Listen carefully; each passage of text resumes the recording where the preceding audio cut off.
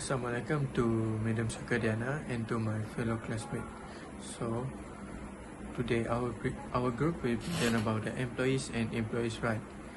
And before we start, I will introduce myself and my group member, which is Christopher William, Muhammad Ashraf, Azad Azani, and myself, Hamzah Randura. For my part, I will talk about the introduction. Employers must give their employees a place to work and ensure that they have access to it, and the employers must prepare the tools, equipment, and other things they need to do. And also, employers must pay the employees' salaries and benefits they had agreed. And other than that, employees are the important role to ensure that the employee work in a condition protect the employee's physical and mental and safety. So for the importance, I will pass to Azad. Thank you, Hamzah, for his presentation on the introduction, and now I will present my point on the importance of employees and employers. The importance of this is that they live in an encouraging and equal and polite work atmosphere, and making sure that everyone is involved and be treated with respect, adhering to labor rules, and boosting output and well-being, as this is really important on the employees and employers' right to keep the environment good and peace all the time and good. Thank you, Azad, for the explanation. Now is my part. So, I will explain about the issue. So, the first issue is disagreement over pay rate. Employees are entitled to at least a minimum wage established by law. And in many cases, they are also entitled to overtime compensation for our work over the usual work week. Everyone has to follow the law. Every worker deserves their salary. The second is harassment of the employees. Employees have the right to work in harassment-free environment, including sexual harassment, and to report such behavior without fear or reprisal. So the third one is not flexible employment. Employees should consider the potential consequences of eliminating flexible work option, especially since it has now become a primary factor suppressing remuneration for retaining workers. Thank you, Ashraf, for explaining about this part. And now I will continue with my points on the concept of the employees and employers' right. There are four concepts of it. Firstly, the fair treatment and safe work environment. What is this?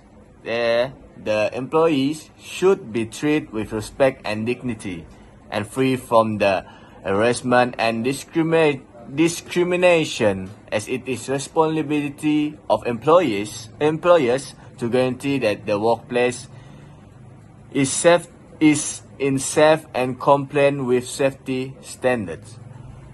Second point is the privacy and communication. The employees are entitled, as it is reasonable expectation of privacy with regard to specific parts of the employment, and employers have a responsibility to fully convey of significant policies and processes. And thirdly, the third point is compensation and benefits.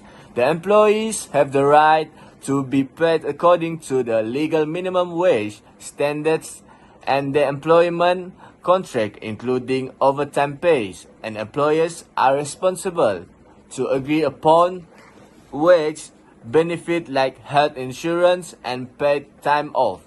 Lastly, the fourth point, the termination and collective bargaining. The employment at will doctrine generally permits either partner to end an employment relationship, yet there are some restrictions in certain nations or places of employment. Workers are certified to form unions and engage in collective bargaining to secure improve working condition. That's it. Thank you, Azad, for the explanation. So next, I will talk about the parties involved. Firstly, the international organization. So in the International Labour Organization, which is ILO, is a United Nations organization that produces worldwide labor standards, advance workers' rights, and work fair job. So next, employers and employer represented. For example, the Human Resource Department, which is HR, are the teams that are responsible for hiring, managing employees' relationship, offering benefits, and keeping to labor laws. So next, government and regulatory bodies.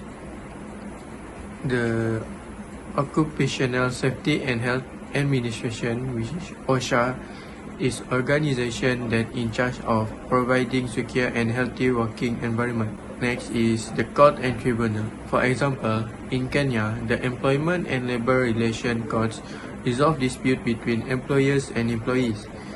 The employment disputes are heard in the court or employment tribunal, depending on the case. And lastly, the trade union. This organization of workers united to protect their interests, including better pay, working condition, and safety. With a clear leadership structure, the union negotiates a collective bargaining agreement with employers. That's all for me, and I'll pass it to Muhammad Ashraf. Thank you, Hamzah, for the explanation. Now, my part again. I will explain about the consequences. So, the first consequences is job dissatisfaction. Employees who feel underpaid may lack motivation, which can lead to lower productivity and quality of works. The second one is mental health issue. The victim of harassment frequently experience stress, anxiety, sadness, and other mental health problems. The psychological impact can be profound and long-term. So the lastly is the work-life balance. Employees may struggle to reconcile job duty with personal obligations such as caring, education, or health management. This can cause tension and fatigue. So the second one is the recommendation or solution. So the first solution is you must know your rights. So familiarize yourself with your employee rights such as salary, working hours, and safety and discrimination. This understanding enables you to solve any issue efficiently. The second one is maintain professionalism. Maintain professionalism conduct in your encounters with co-worker and supervisor. Respectful behavior promote a good working atmosphere. The third one is the create clear policy. Employees must be created through rule and procedure outlining aspect 1 perks and disciplinary on the standard reduce misunderstanding and promote a productive work atmosphere. The last one is the ensure fair compensation. Employees must provide competitive compensation and benefit in line with industry norms, fair remuneration, and inspire employees and lowers attrition. So that's all from me. I'll pass to Christopher Wan. Thank you, Ashraf, for your point. So now we proceed with the conclusion. First point is empowerment through knowledge and professionalism. Understanding employee rights regarding salaries, working hours, safety, and discrimination enables effective issue resolution. maintaining professionalism and respectful behavior in interaction with co-workers and supervisor, foster a positive and productive work environment. So for the second is effective policy and fair compensation. Employer must establish clear and true policies outlining expectation, benefit, and disciplinary action to reduce misunderstanding and enhance productivity. Providing competitive compensation and benefit according to industry standard motivate employee, reduce turnover, and contribute to overall workplace satisfaction. So that's all from us. Thank you.